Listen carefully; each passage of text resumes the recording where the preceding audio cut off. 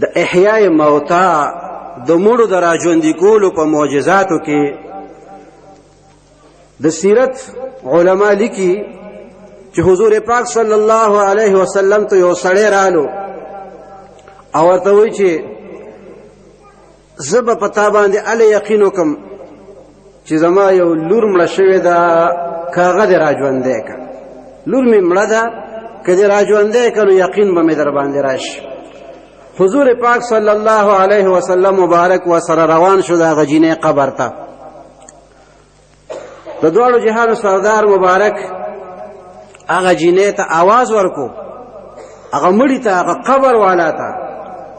هغې ورته د قبر نه آواز ورکو لبیک و سعدیک یا رسول الله صلی الله علیه وسلم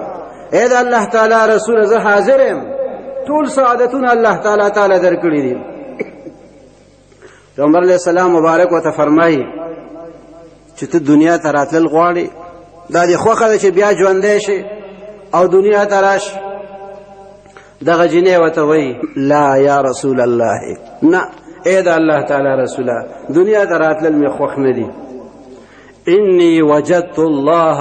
خیرا من ابوی ما سره چې الله تعالی کومه معامله کړې ده هغه زما د مور او پلار د هغه سلوک نه ډېره غوره ده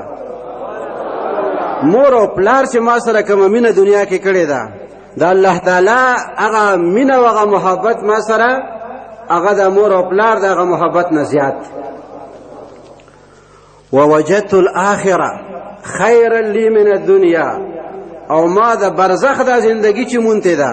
او پدې کې ما ته الله جل شانه را کړی دي دا ما غوړه مونته دي د هغه نه چې کوم په دنیا کې نو خوخه خو مې نه ده که تاسو حکم کوئ نو بیا براشم نو حضور پاک صلی الله علیه وسلم مبارک او بیا حکم نه دی فرمایلی ځکه چې هغه زما دغه زندگی خوخه ده د برزخ د مې خوخه ده